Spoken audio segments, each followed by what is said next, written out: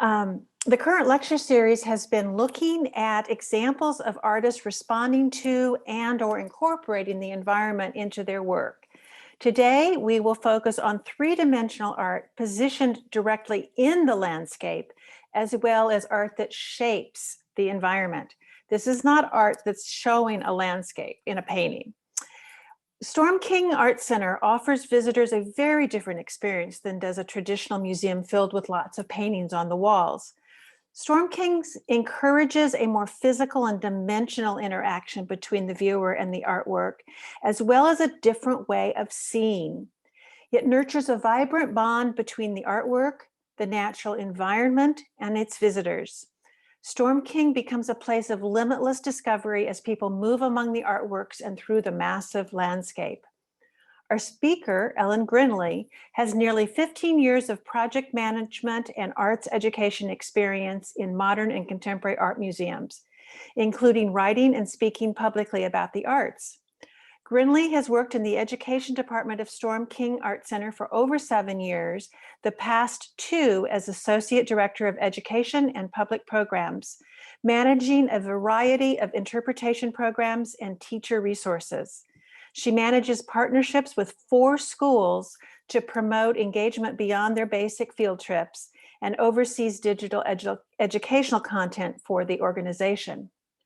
For the 5 years previous to that, Grenley worked as an educator at the Museum of Modern Art in New York City, the same museum that first sparked her interest in art when she was a child.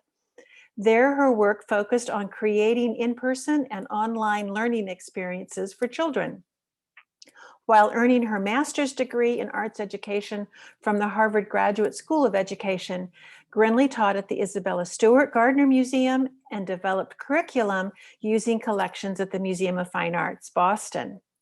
Finally, Ms. Grenley holds a Bachelor in Arts in Art History from Bowdoin College, where she was a member of the varsity sailing team and spent a year studying in France.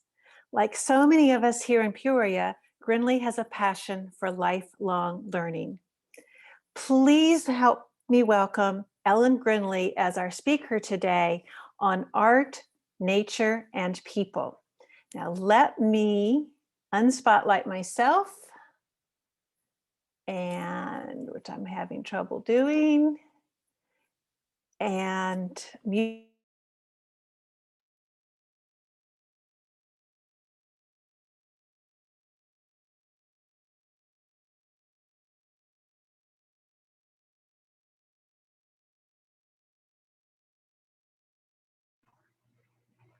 Hello, everyone. Thank you so much for that lovely introduction. And just trying to share my screen here. Here we go. And yes, okay. So can everyone hear me okay and see the screen? Great. So thank you so much for that introduction, and a thank you to Kristen and Tom and all of the folks at the Fine Arts Society of Peoria. I'm delighted to be here. I want to acknowledge that I am speaking to you from the traditional territory of the Canarsie and Munsee Lenape people. So my lecture today is called Art, Nature, and People, and it's an introduction to Storm King Art Center. So very quickly, Storm King Art Center is a 500-acre museum located in the Hudson Valley of New York, and visitors experience large-scale sculpture and site-specific commissions under open sky. So since 1960, it's been dedicated to stewarding the landscape, and building on the visionary thinking of its founders, Storm King supports artists and some of their most ambitious works. So we offer changing exhibitions, programming, and the changing seasons offer discoveries with every visit. So before I really dig in, I am going to show this little video that gives you sort of a more comprehensive sense of Storm King. So let me get this going here. Okay.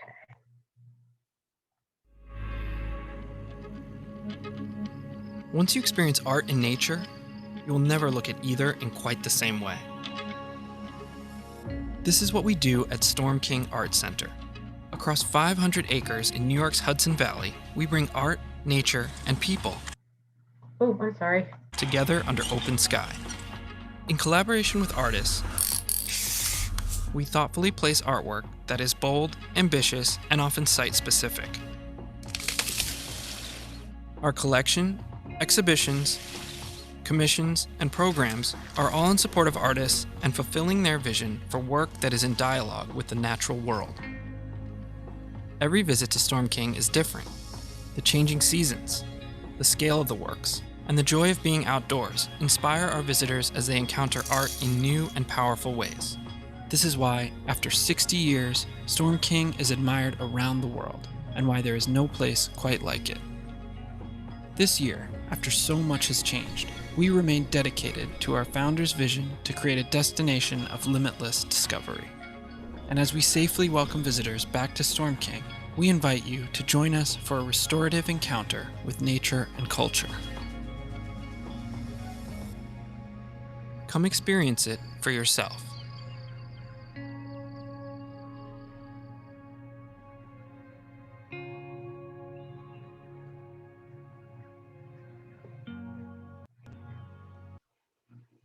All right.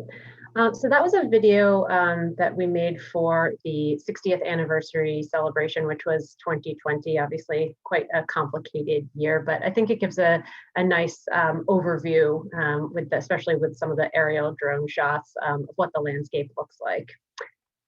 So just quickly reading our vision statement, a lot of the key components of Storm King and its ethos are embedded sort of in our mission and in what you just heard.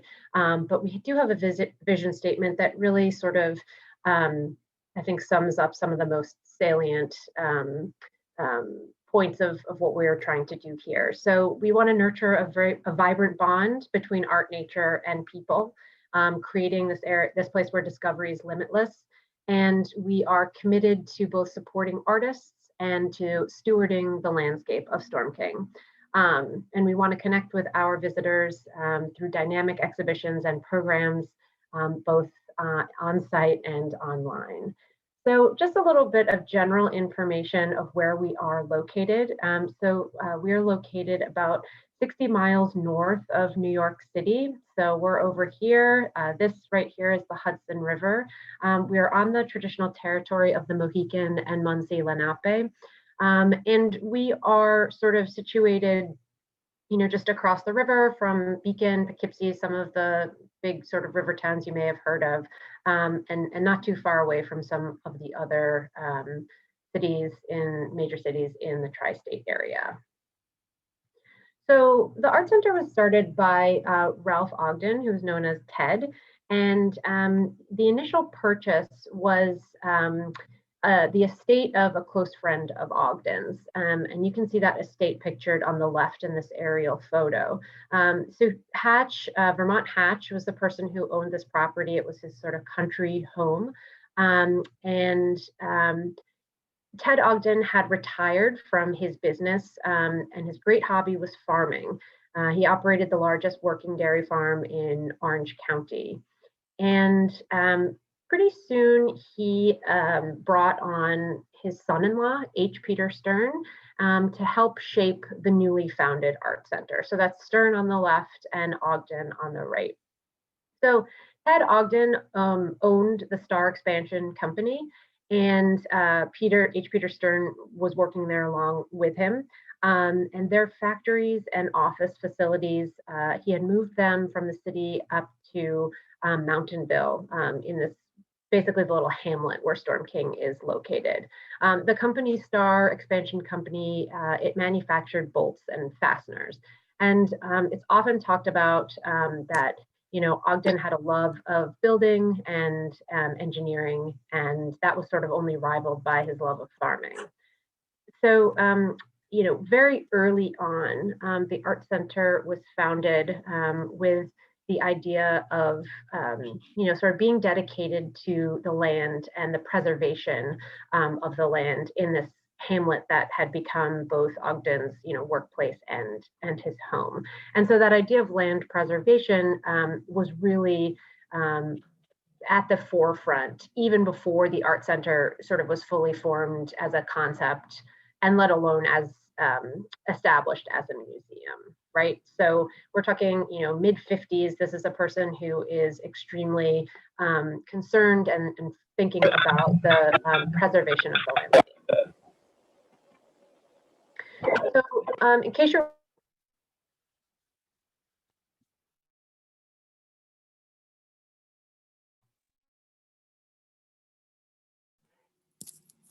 Ellen, we lost your sound. okay, here I am. Am I okay now? Great. Yes, you are. Okay, so Storm King takes its name from Storm King Mountain, pictured here on the left, and it's a nearby peak that sort of looms over the Hudson River, and it's located about 2 miles east of the Art Center.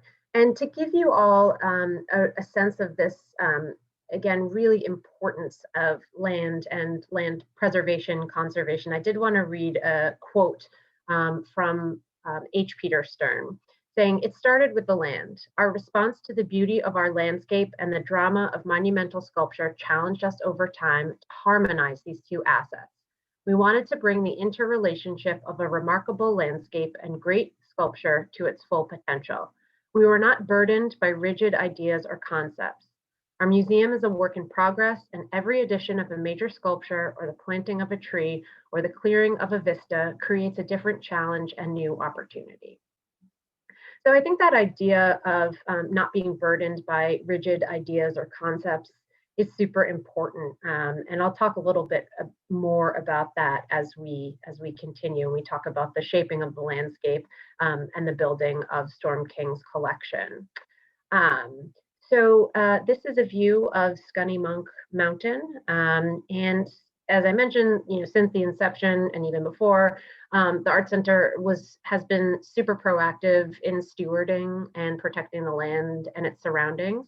So Ogden actually purchased Scunny Mountain.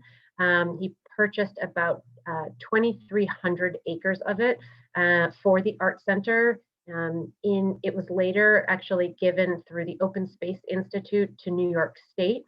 So there are about 2,300 acres of this mountain, Scunny Mountain, which is designated as a state park that preserve Storm King's viewshed, right? So sort of, having the foresight to ensure that this would not be developed in the future.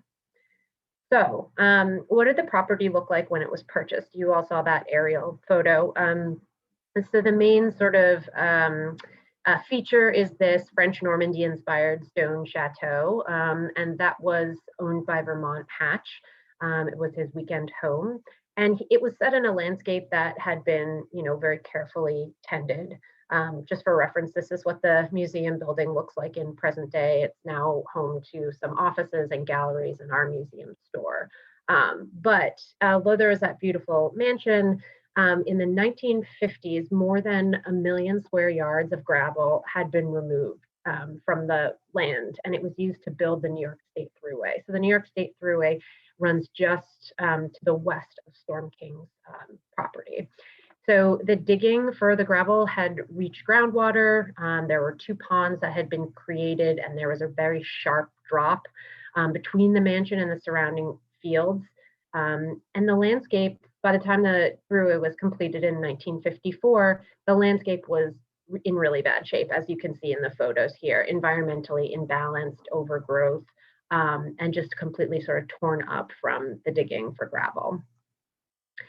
So when the property was purchased and it was decided that it would be some sort of art center, work to restore the landscape began almost immediately. And Ted Ogden and Peter Stern really took that on. They pretty quickly brought on Bill Rutherford Sr. and Joyce Rutherford, who were landscape architects. And one of the first landscape projects that is seen, you can see this in the aerial photo that I'm showing right now, is this sort of graded hill. So right here, and you can see there's a parking lot here. This, of course, is the museum building.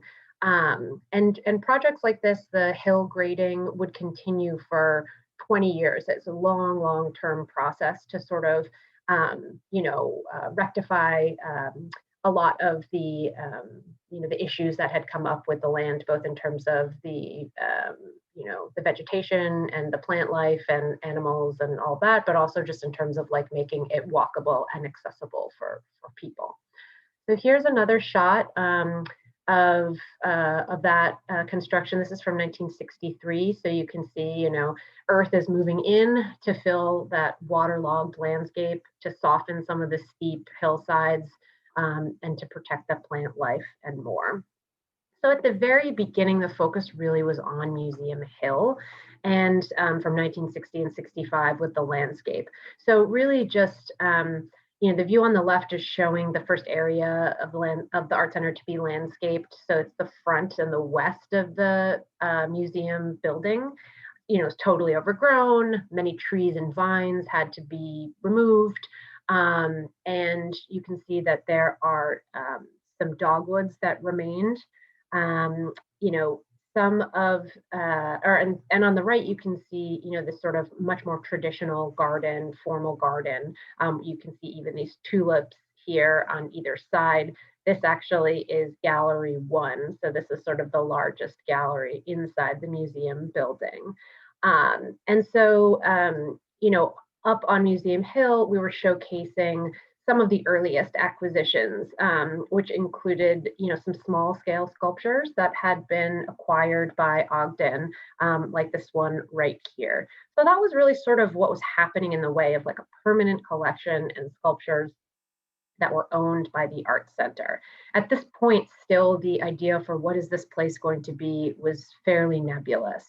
And you can see that in some of the early exhibitions that we had at Storm King. So while they were busy sculpting the landscape, they were also having a bunch of different exhibitions inside the museum building, and these ranged greatly in subject matter and theme. So we have this Winslow Homer in New York State show, this show that's devoted to ships.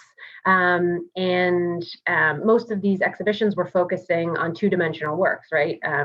The works on paper or prints, paintings, and a wide range of topics, right? So you have the sort of Goya Daumier prints, and then also some contemporary Japanese prints showcased, as well as myriad other exhibitions for inside the museum building. And on our website, we actually have an archive of all of the exhibitions that Storm King put on, starting from the 1960s. So interesting to kind of see how things changed. And one key moment, which really sort of set the stage for Storm King being a place to discover outdoor sculpture, or sculpture in the landscape, is this key moment when Ralph Ogden travels to David Smith's home. So the American sculptor David Smith, he had passed away recently prior to Ogden's visit. And Ogden goes to Smith's home and his studio in Bolton Landing, New York, which is about 3 hours north of where Storm King is located. It's sort of near Lake George, for those of you who might be familiar, sweeping views of the Adirondacks. And, again, going back to the idea that Ogden is this farmer, he's an engineer, and he was really intrigued by Smith's use of industrial techniques and found materials. And that was embedded into David Smith's work, right? And he was really inspired. Ogden was inspired by, sorry about that, seeing how Smith had cited all of these dozens and dozens of sculptures, out in his backyard, basically, with these sweeping mountain views, right? So here are some of the Polaroids that Ogden took on his trip. And he went back again in 1967, and he decided that he was going to buy 13 sculptures for Storm King, which at that time was the largest purchase of one sculptor's work of David Smith's work at that time. And it got significant press, including in the New York Times, and just sort of on the spot decided that he was going to purchase these and then display them in Storm King's own landscape. So this was a historic acquisition. It really marked a turning point for Storm King. And with the purchase, that's when Storm King began siting sculpture directly into the landscape. So have a look closely at these Polaroids taken by Ogden, and then show you, this is what they look like now, installed on Museum Hill at Storm King. And 8 of the works are located outside. 5 have actually been installed in their own gallery just because they are sort of more sensitive in terms of material. They're more fragile. So I'll go back, kind of fun to see the then and the now. And then here is some more photos. So you can kind of see, that is that direct sort of conversation between the art and the landscape. I especially like this right here. You can see sort of the mountains in the background, sort of framed by the trees. And just for scale, you can see this gentleman and the size of the David Smith sculpture. So at that time, those were considered to be very large scale sculptures. So as Storm King is shaping its landscape and it's deciding that it's going to go all in on outdoor sculpture, Ogden dies in 1974, and Peter Stern sort of takes the lead on really building the collection. And something that was really important to him was focusing on site-specific commissions, right? So these are works that exist only at Storm King. They are created specifically for the spot, and they sort of take their meaning and significance from the fact that they are installed at Storm King. So you're looking at Robert Grosvenor's Untitled, and this is actually the second site-specific commission to be installed. It was installed in '74, and you can see, that this you do have this expansive horizontal structure, and it is measuring about 212 feet long, but it's only 12 inches wide at its widest point. So it spans this relatively long and flat field at an approximate east-west axis, and it really draws the viewer. It draws the viewer's eye to the surroundings, right? So the shape of it sort of mimics the shape of the mountains in the background. And I think the potential for the industrial materials like Grosvenor that are shown here and nature to sort of enhance each other is a key element to the evolution of work that is shown at Storm King. So another early commission, this is the first commission that takes that is created entirely on site with materials that were exclusively found at Storm King's property. So this is Nostoc 2 by Patricia Johansson, created in 1975. And what it is it's this sort of arrangement of rocks, of smaller rocks and some larger boulders. And oh, I'm sorry that I see the chat that my pointer is not showing up. But let's see if I can fix that here. Okay, can we see that now?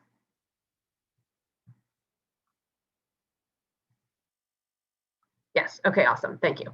Sorry about that. Okay, so we see these sort of interlaced rocks and the smaller rocks, and then there's some sort of bigger boulders. These were all found at Storm King, and they were hauled into this location in the woods. And this is a work, this is actually one of my favorite works at Storm King. And, it's doesn't necessarily distinguish itself from its surroundings right away, but it sort of emerges gradually in time and in space. And it really invites the viewer to interact with it. So to walk around with it, by moving your body around it, you sort of understand what the scheme of the work is. And Patricia Johansson, now has moved towards more sort of public works projects, but always has been very interested in the physical interaction and the, that someone has with sculpture or with art. So bringing people to nature through art, and then to art through nature. So it's a nice segue to another commission. This is Isamu Noguchi's Momotaro. So this was commissioned by Peter Stern, and he had tried for years to get Noguchi to make something at Storm King and just was not at all interested in doing it. And finally, Noguchi visits in 1977 and is just blown away by the location and the landscape, and he's basically given carte blanche, to create whatever it is that he wants for this space. And so he selects this site on Museum Hill, and he returns to his studio. And so he finishes the work within a year, and it is installed in the spring of 1978. So it's a 9-part granite sculpture. It is set on top of this hill that was created with Bill Rutherford, the landscape architect, specifically to showcase this work. And it was created at the request of the artist. After a conversation, they worked together to create this specific spot where it would live. And it sort of now lives as part of the hill. So some fun archival photos of it being installed. So you can see there is like a concrete platform down here on which it is installed. And then as with many of the large scale sculptures and even the smaller scale sculptures that are installed, the landscaping develops around it. So the full realization of Momotaro depends on the interaction of visitors. So this is one of the few sculptures where visitors are invited to participate in the work physically. And so they cannot not just touch, but they can also enter, sit, and unite their bodies with the work. There's sort of an area where there's a flat bench, and then there's this area in here, it's sort of this like hollowed out hole where you can sit in, and the surfaces are different. This is a bit, this is quite reflective and very smooth, whereas this component right here is more rough and less polished. And it was really important to Noguchi that this participation be a part of it. There are all sorts of fun things that you can experience. You can experience, in touching it. There's change in temperature, on the pieces that are in the shade versus the pieces like this one right here, which really absorb the sunlight. If you go into this hollowed out peach pit, and you were to talk, you hear this echo. So it really is sort of a multi-sensory experience, and that was really important to Noguchi. So,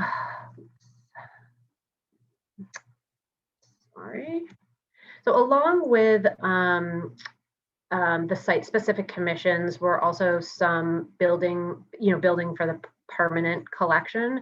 And this is the Arch by Alexander Calder. It was originally on loan to Storm King, and in '82 it was acquired, and again placed at a spot that was sort of designed specifically for it.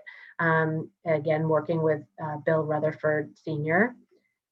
And it sort of is this, we like to think of it, it's situated kind of right near the current entrance. So we think of it as this sort of like welcoming structure. It's this kind of gateway into the art center. Sorry, okay.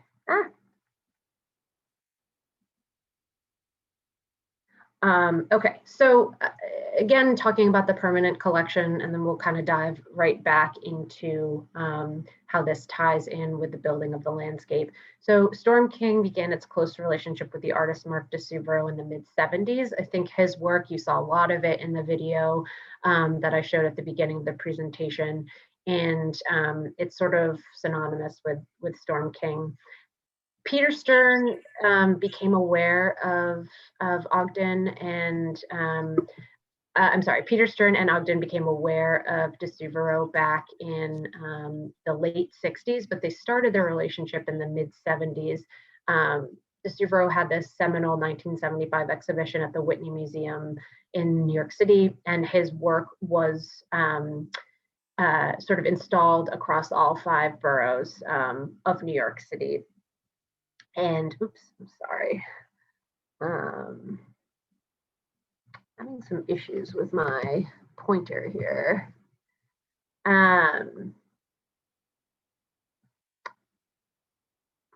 Oops, okay, sorry. There we go. So, this seemed when, Peter Stern visited this exhibition and just thought these large scale works are perfect for Storm King, right? Like, where else can they exist but in this landscape that we have here? And thus began this long-term relationship with Mark DeSuvero and sort of the displaying of art off of Museum Hill. So when you have this large-scale sculpture that needs room and space to breathe, you obviously need to kind of create the space for it. So I just wanted to show these archival photos. This is Mark DeSuvero with She, which was then installed on Museum Hill. You can actually see Momotaro in the background over there. And then on the right is him finishing Pyramidion, which is that really iconic work that many people think of when they think of Storm King. And this is Mon Père, Mon Père, so that it's this work, this was being installed, this shows it being installed, and this shows it today, people for scale. So, if you're just gonna, as I said before, if you're gonna display some more of this work in the fields, you need a way to get there. So they need the space for the sculpture, and they also need the walking path. So again, Bill Rutherford comes up with this idea of expanding the top of the hill with sort of a platform and path that makes it easy to walk down. So this shows the beginning of that landscaping of that part of the hill. Again, going back to some of the early slides I showed you, that was sort of the front of the hill that they began grading and sculpting. This is the east side, and this took 5 years to build. So you can see, just massive amounts of earth being moved and sculpted. So this view currently has a bunch of Alexander Calder sculptures on it, and this is what it looks like today. So again, talking about expanding further and further, over the course of the years, Storm King was really fortunate to acquire more land and to develop and sculpt that land, and it was often the site-specific commissions that really pushed Storm King to develop and sculpt, right? So this is a great example. This is Richard Serra's Scunnamunk Fork, and this is sort of way south. Nothing had ever been shown this far off of Museum Hill and far into the fields. And Richard Serra comes and decides that he wants to create something in a place where visitors, didn't have access to. And so he installs these sort of 4 plates in this 10-acre rolling field. And you can see there's the border of the woods. And then on the right, you can see Scunnamunk Mountain. So this takes its name, the piece is called Scunnamunk Fork. It takes its name from the mountain over here. So Richard Serra surveyed the grounds and he chose the site. And as I said before, it really had not been considered as a place that people were going to go and where we were going to have art displayed. We were going to display art. But he arrived at the final composition of these 4 plates through this complex process. And it involved consulting topographical maps, working with a surveyor, and walking the grounds. And essentially what he did was take these really large rectangular slabs and embed them into the earth. So you can see that they look like triangles, but they are actually rectangles that are set into the earth. And sort of in the same vein as what we saw with Robert Grosvenor's work at the way beginning, that sort of black arch that I showed, the idea is that the piece is a way for you to understand and experience the landscape, right? So by walking around and up and over and through all of these 4 plates, you feel underneath you the way that the earth is moving. You feel that landscape, and it sort of attunes you to what is around you. So there's it's not so much about the actual plates and what do the plates mean, or what are they significant? Why are they significant? It's much more a way for you to engage in a physical experience. And so this is an old photo. I think this was taken maybe in the mid 2000s. And, over the years, we've experimented with landscaping developments, and, different ways to have hay bales or native grasses punctuate the area. And we create these, sort of natural walking paths with high grass next to mown grass. And that leads me to talking about the native grass program.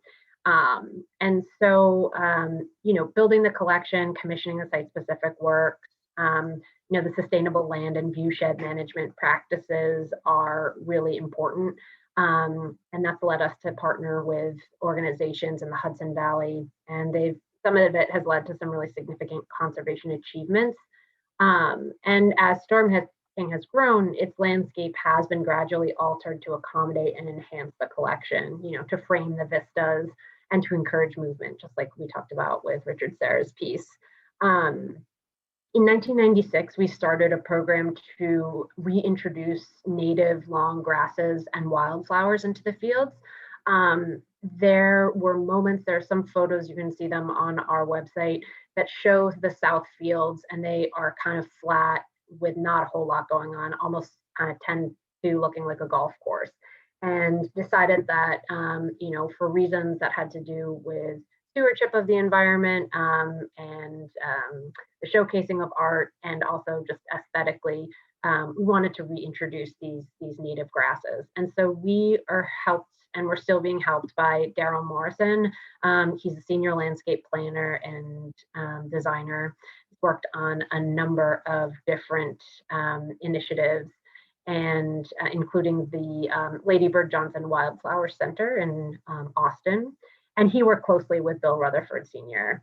To sort of figure out a plan for incorporating these natural native grasses. So as the years have gone on, more and more acreage has, we've planted more and more acreage of native grasses. This is a really lovely view of Mark DeSuvero piece, Mother Piece, and you can see this whole patch of wildflowers. I think this is probably taken like in June or July. And that just adds another like beautiful element of color. So there's also the ecological benefits too, right? And a nice contrast with the mown areas, and then, the trees and the hills. Over here, this is another photo, these native grasses in here, attract tons of wildlife, pollinators, and you can see this sort of edge of grasses over here, and this becomes then like a natural, walking path.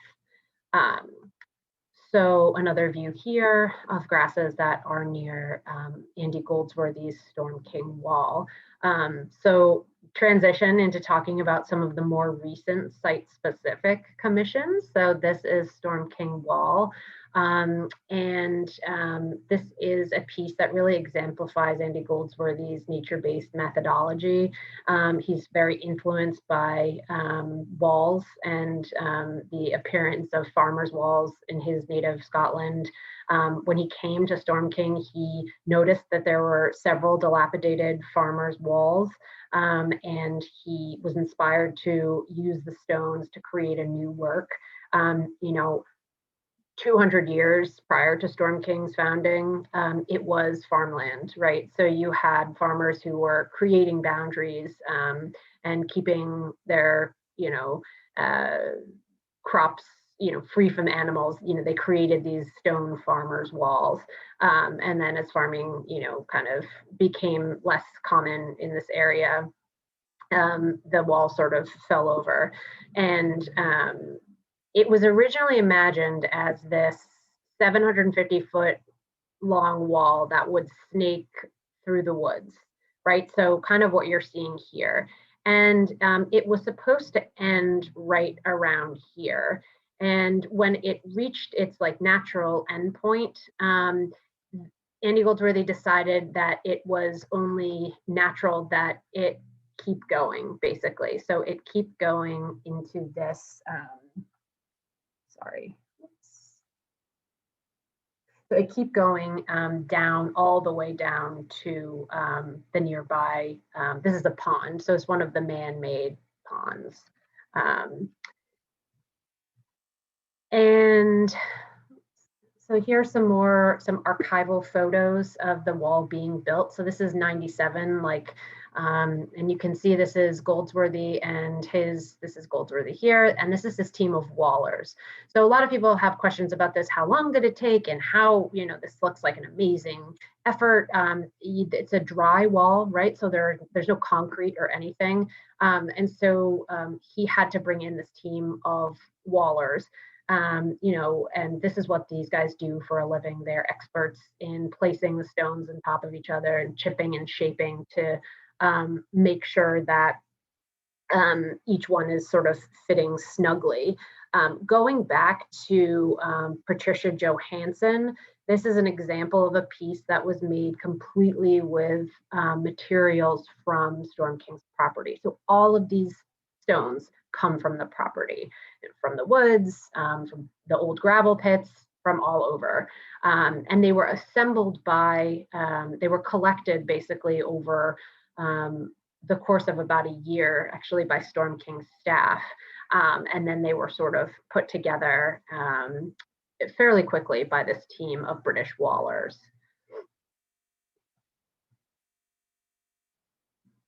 So soon after, the wall's trajectory was extended yet again. And so we can see up here, this is sort of its conclusion, or over here is its conclusion. It was extended again to come all the way down to the water. And then Goldsworthy decided that he wanted to come all the way to pick it back up on the other side. So it does not go in through the water. I mean, you get a little piece of it into the water, but it sort of stops and then it picks back up. So we ended up adding a significant second part here. And that makes it total about 2,278 feet overall. So we went from 750 feet to 2,300 feet. And then this is this is the making of it in 98, this is part 2, and this is a view of what it looked like in 2010 and what it looks like now. Some more really lovely photos. So this is sort of like, if back here, this view on the right, you're seeing this, if you were facing this way, if you turn around 180 degrees, this is what you see. There's a road, and then you see it kind of goes all the way up. That's another view of it. So it goes all the way up here. There's a little break in it here, all the way up here. And it continues all the way over to the border with the New York State Freeway. So another quick sort of thing I wanted to show is this. This is a conceptual site-specific work that was installed on Museum Hill, and its components are this telescope here and then the view. So sort of a new thing for Storm King to display, a conceptual work. It's called 87 Degrees. This is one of those telescopes, that you see at tourist sites, scenic overlooks. If you set it to 87 degrees, as shown right here, you get this view of this water tower. And the water tower is located on the former Star Expansion Company property in 1950. And it was erected there in 1958. And so this is a view. Can you guys see that? Let's see. Here we go. So this is the aerial view of the Star Expansion Company. So this is the water tower. It was erected in 1958 at great expense to the Star Expansion Company. And, they Ogden and Stern really wanted this sleek steel design. It was a purposeful aesthetic choice. And so by having this, by creating this work in the 90s and the late 90s, which sort of speaks to that, we're really sort of suggesting this connection between industry, artistic design, as well as the history of Storm King and its founders. So much more recently, finished about, or I guess less so now, but this is our last site-specific commission, which is Myolin's Wayfield. Really striking work. I'm sure you've also seen photos of this. You know, it is made out of these it's earth that forms these sort of ocean waves. And again, you can see that it's sort of like parallels or echoes the hills in the background. And it recalls the effects of sort of being at sea. If you go in between, these are actually quite high. These are about 11 feet high. And so if you walk in between the waves, you get a completely different sensation than if you're sort of standing up right here. So just kind of zipping through a few more of artworks at Storm King. Some of these are in our permanent collection. Some of these are on long-term loan. Works by Alice Aycock, Roy Lichtenstein, Chakaya Booker, Sean Wan, Ursula von Reddingsbard, Alison Schatz's Mirror Fence, definite fan favorite. Work that very much is about engaging the landscape and understanding your place within it. Joel Shapiro, and this is a recent actually long-term loan that will be on view through 2022 of Louise Bourgeois' Eyes. To talk a little bit more about some recent exhibitions and that exhibition program, Light and Landscape was back in 2012, and this was a work that featured 14 artists for whom light was sort of the primary meaning and the conceptual focus.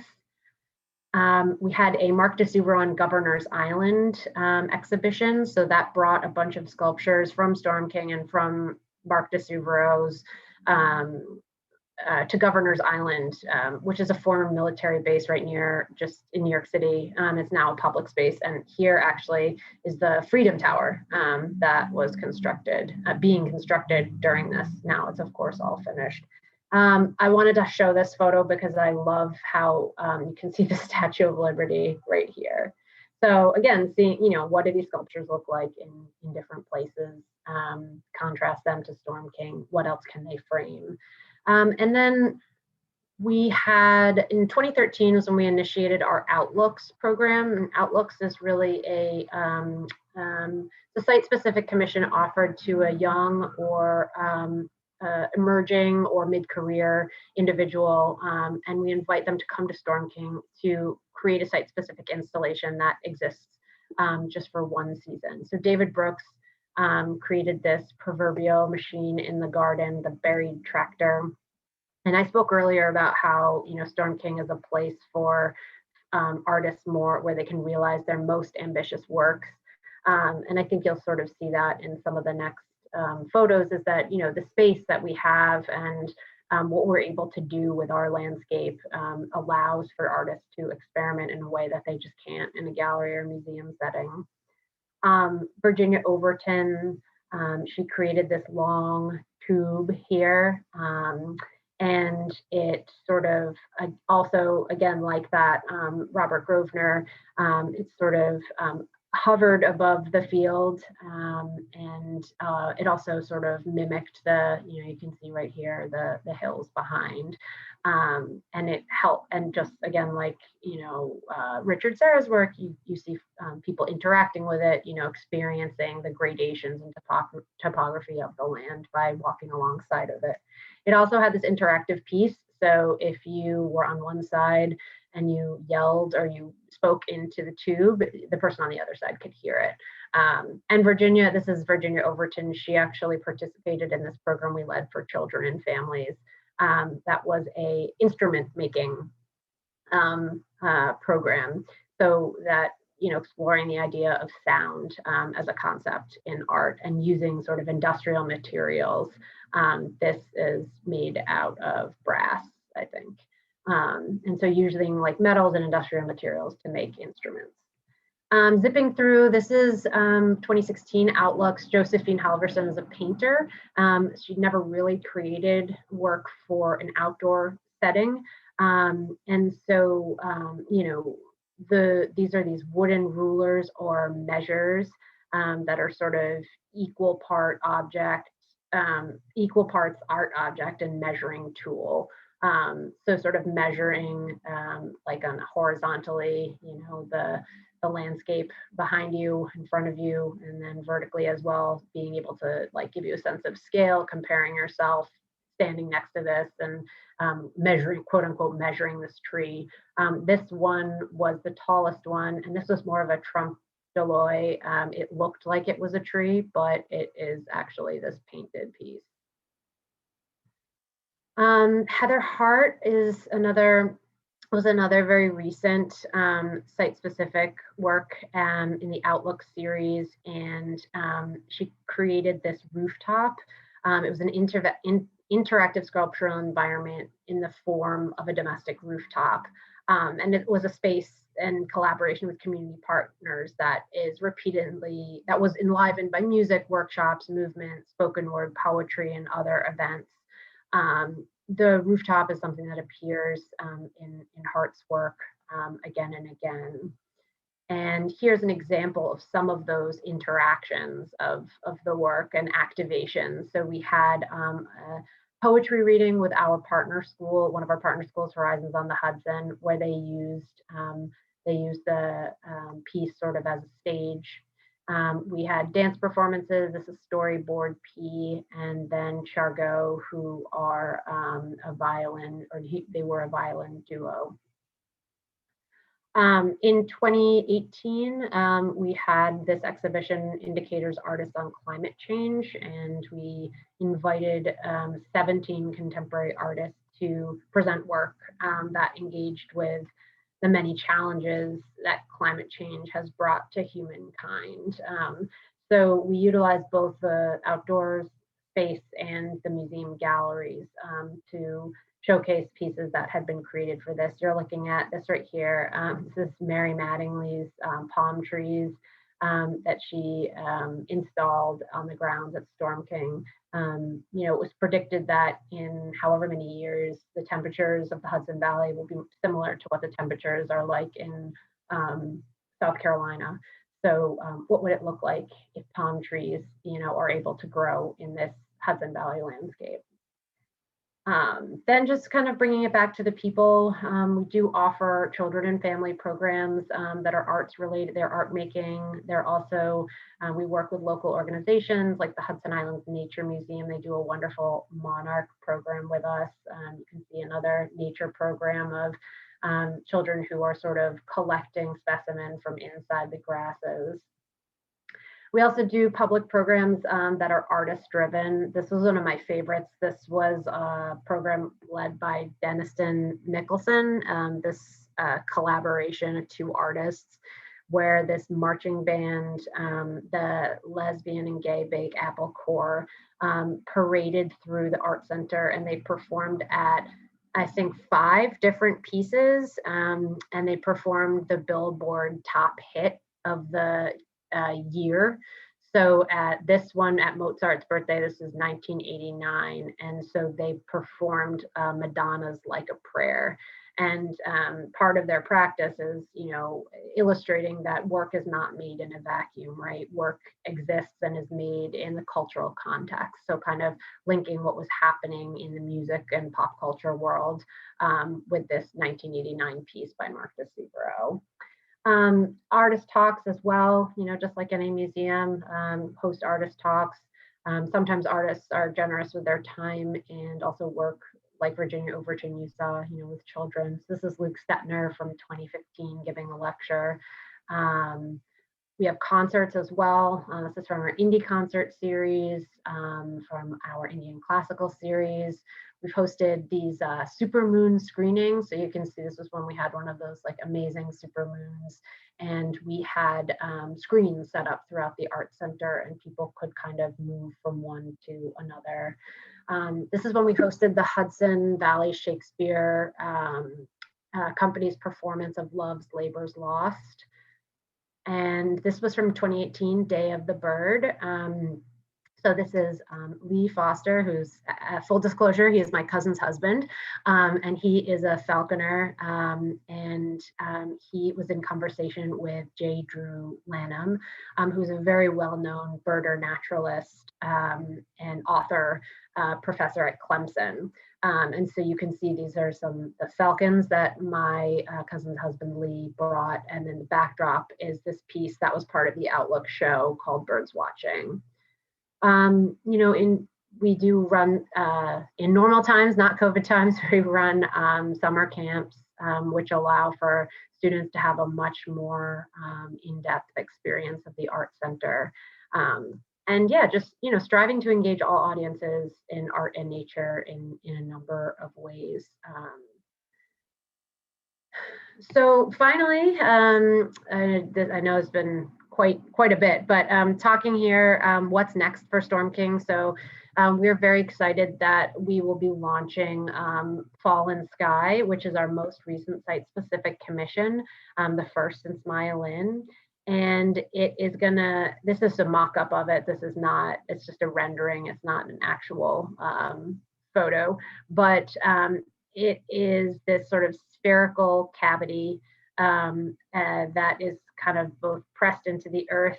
It's covered with mirrored stainless steel. And so you'll see the idea will be to sort of reflect back the landscape. And of course, just like any other work that exists outdoors, it will change, given the time and the season. Every experience of it will be different.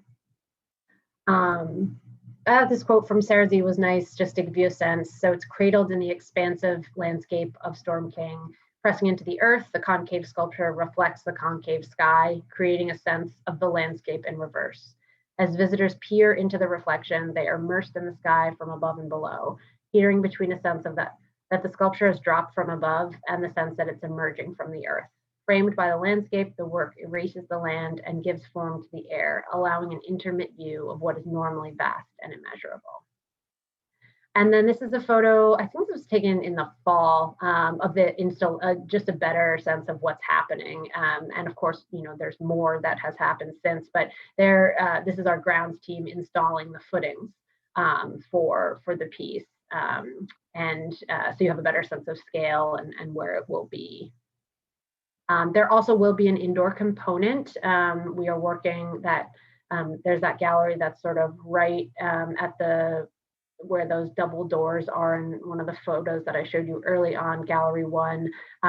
We'll have like all the windows and the doors open. And so visitors are not going to be able to go in due to COVID restrictions, but they will be able to look in, and there will be this sort of very direct line from what's inside the gallery to Fallen Sky. So the museum building is like right around here, right? So you would kind of be able to peer in and then you'd sort of make your way over here. The other thing that we're very excited about for this year is the installation of The Crisis by Rashid Johnson. And this is going to be on view. It's going to be actually placed in our native grasses. And there will be some plants that he brings in and other objects that he brings in, but it will be sort of customized for the native grasses at Storm King. So, he is an artist who explores symbolic materials, who uses symbolic materials to explore themes of individual and shared cultural identities and personal narratives and histories. So we're really excited to see what this looks like. And again, of course, it will change as the grasses sort of grow up and around it. Finally, we're also going to be showcasing Rashid Johnson's ballet called The Hikers, and that will take place very close to The Crisis. So I mentioned that was a lot. And I referenced several things that you can find on our website with for more information. So, and I think that Kristen has that in a PDF form that she can send out. But I did want to spotlight our oral history project, where we've asked artists and other institutional leaders and people who were important for the founding of Storm King and its evolution. They sit down and they talk a little bit about their roles. Wonderful archival photos, and especially with like Maya Lin or Ursula von Riddingensvard, there's a lot of wonderful photos of them installing their work. And then we have this online exhibition, which really speaks to the land, and it brings these amazing archival images, many of which you saw in this presentation, to the public. So, so yeah, I'll stop it there. And I guess we can stop this. Yes, thank you. And thank you so much. Several people have commented, as I felt too, how perfectly timed this lecture was. We've had a few warm days. We're really here in Central Illinois starting to think about getting outside and looking forward to traveling maybe later in the year. And this just was so inspiring. I'm so glad. I'm so glad. We do have a few questions. Yeah. Well, let me clear up, well, two things. First, two comments. One is that I was reminded that Peoria almost had a Richard Serra sculpture that was considered for our civic center, but it was deemed too controversial, and we got something else instead. Also, I meant to pull up the title exactly. It's called Sonar Tide, and it's also an abstract, but it looks a little more like a sculpture for the sort of people not comfortable with abstract art. And then some people may be confused by the name Bill Rutherford, because we had a Bill Rutherford here. We had a William L. Rutherford, almost the exact same life dates, who always lived in Peoria. And he started our Forest Park Foundation and Wildlife Prairie Park. And your Bill Rutherford, of course, lived all of his life in Greenwich, Connecticut, and was a landscape architect.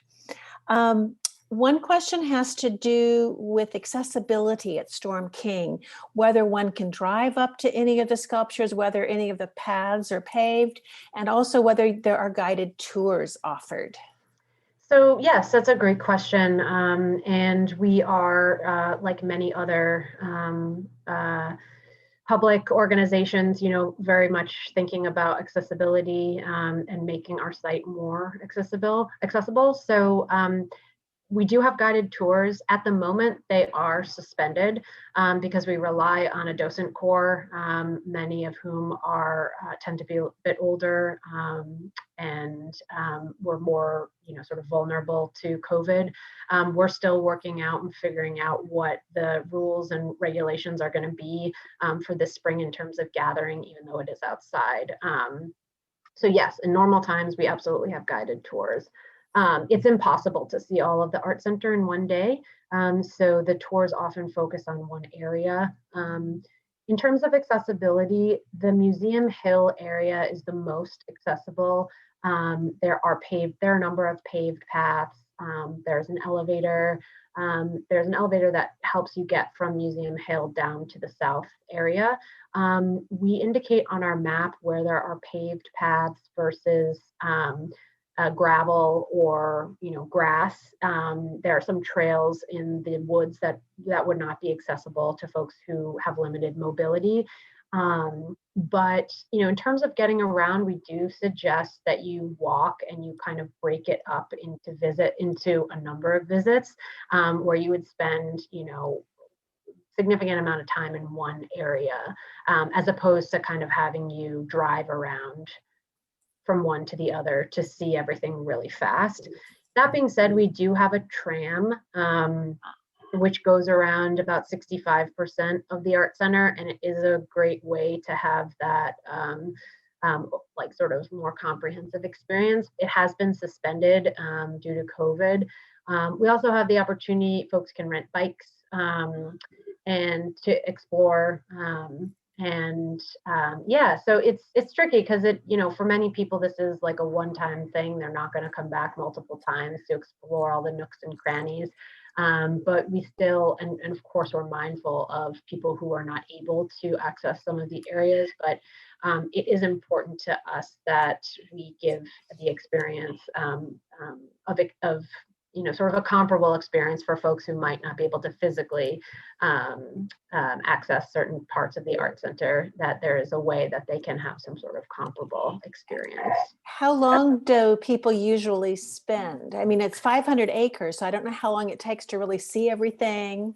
Yeah, well, it takes multiple days to see everything. The average visitor, I think, spends like maybe 3 hours. And if they come back again, they say, oh my gosh, I realize how much I did not see. But I would recommend, a whole day. We have a cafe on site and other, there are places that are shady or where you need to take a break, have water, picnic areas. But yeah, I'd say most people are spending about 3 hours. What is the admission fee? The admission fee, there is an admission fee. I think it's 18 for adults and 15 for students. And seniors, children under 4 are free, and there are various discounts for members and for folks who are staff at other museum. If you're an American Association of Museum, I think, member, there's a discount. Yeah. Um, So there's also a question about your funding. I assume a lot of it comes from admissions and then other source and memberships. Yep. Admissions, memberships. We are governed by a board of trustees, there's a lot of fundraising, just like any nonprofit. I think what's interesting about Storm King is that in addition to funding that you have to set aside for just general operations and the artwork, there's also the big concern with landscape. So there are several different buckets that our funding and fundraising is focused on. And as you said, yes, admission is a big one for us, as is the generosity of, trustees and other donors and membership. Yep. And we also, most of our programs are free, but occasionally, like for that Hudson Valley Shakespeare Company, some of the larger scale things that we do charge an admission fee. Another question about how the wildlife interacts with sculptures. Oh yes, it's very visible. Everything from bird droppings to you'll see we have a lot of groundhogs, and so you'll see some burrow holes underneath the sculptures and around the sculptures. You'll also see various scat, from different animals. Turkeys are a big presence. We have an amazing landscape buildings and grounds team.